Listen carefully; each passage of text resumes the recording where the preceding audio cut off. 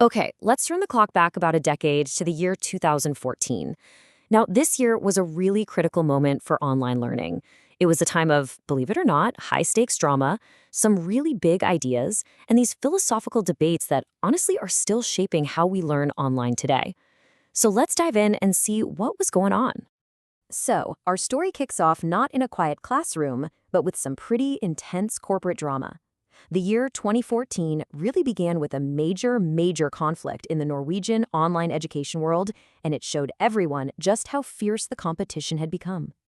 Okay, so picture this. You've got this major online school, NKI, and they become absolutely convinced that their own employees are secretly plotting to leave and start a competing company. So what do? They launch this massive internal investigation. I mean, we're talking about bringing in experienced investigators, combing through every PC, reading emails. The paranoia was just running incredibly high. And this number?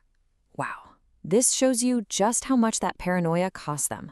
The investigation and the lawyers alone cost NKI 2 million Norwegian kroner. But then, to make matters worse, they lost the court case they brought against their own people. So on top of everything, they had to pay another $697,000 to cover the other side's legal fees. Talk about an expensive lesson. Right. So the key takeaway here is that this wasn't just some small disagreement. This was a messy, public fight that ended in a complete and total loss for NKA. The whole saga just perfectly illustrates this really intense, almost cutthroat environment that was simmering right under the surface of online education back in 2014. But 2014 wasn't all about lawsuits and corporate drama.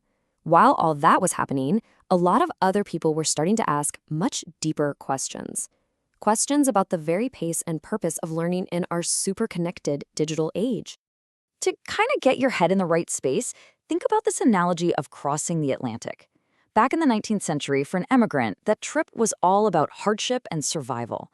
It was long, you were completely disconnected, and you did it out of necessity. Today, it's a luxury cruise. It's about entertainment and reflection, but you're still always connected, even if it costs you a fortune for Wi-Fi. It really makes you wonder, right?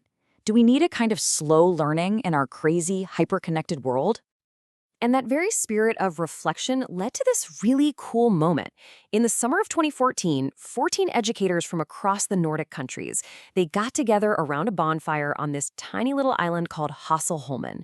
Their whole goal was just to get away from all the noise and create a shared, more human vision for what online education could be. And this is what they came up with. It's called the Kragerø Declaration. And if you look at the points, it's not about tech for the sake of tech. Notice the language here. Inclusion, sustainability, flexibility. I mean, this one right here says it all. Focuses on people enhanced by technology. In the middle of all the tech frenzy, that was a pretty radical thing to say.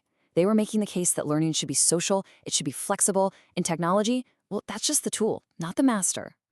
And speaking of that tech frenzy, you absolutely could not talk about online learning in 2014 without saying the biggest buzzword of the time, MOOCs. The hype got so big that the Norwegian government actually set up a formal commission just to figure out what on earth to do about them.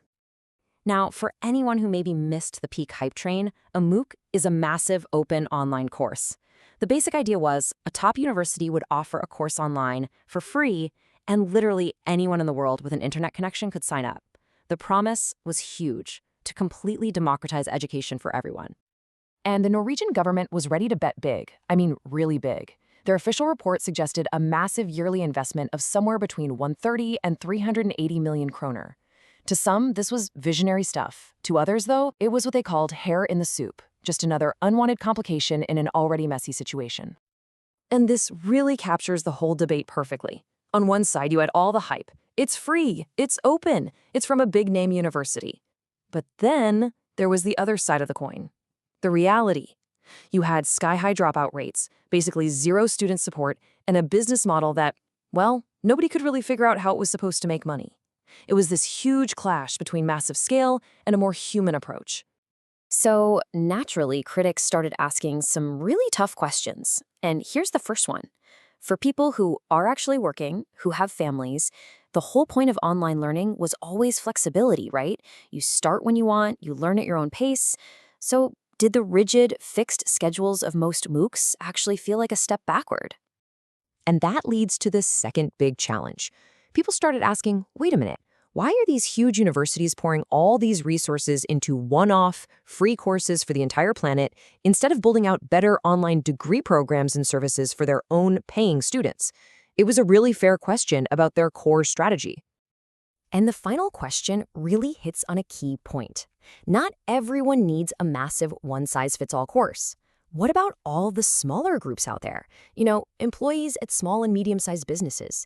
They needed affordable, flexible online training, but they definitely didn't need a MOOC designed for 100,000 people.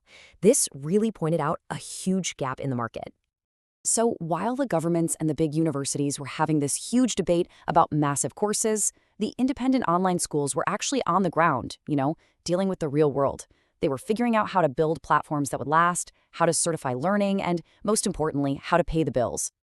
One of the really cool innovations that came out of this time was the rise of digital badges, what we might call micro-credentials today. The idea was super simple, but really powerful. Instead of just a piece of paper, you get a verifiable digital badge when you finish a course. Students could collect these things, share them on LinkedIn, and build up a real portfolio of their skills. And for the schools, it was an amazing tool for motivation and for marketing. But then, just as things were getting interesting, a huge blow.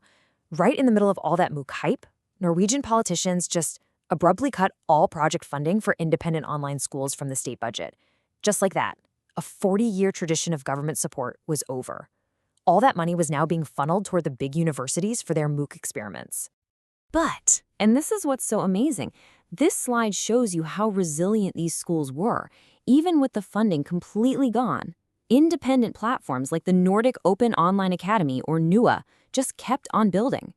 In that same really tough year, they grew to over 50 courses, got more than 800 users, and launched a brand new website that worked on phones and tablets. It was a real story of just surviving and innovating against all odds. So, as we start to wrap up our look at this pretty wild year, it's really important to remember that all these debates about education weren't happening in a bubble.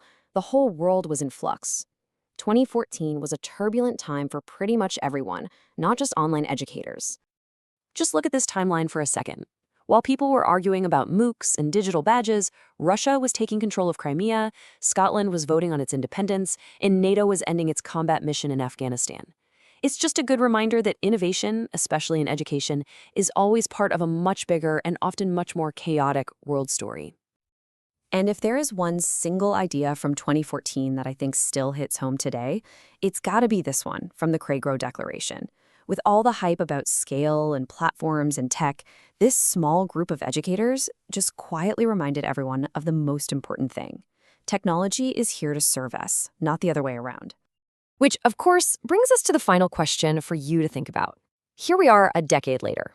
Have we actually answered those fundamental questions from 2014? Did the vision of massive open learning win? Or did that call for a more flexible, human-centered approach come out on top? The truth is probably somewhere in between, but that core debate, the one that was framed in that turbulent year, is still very much shaping our digital lives today.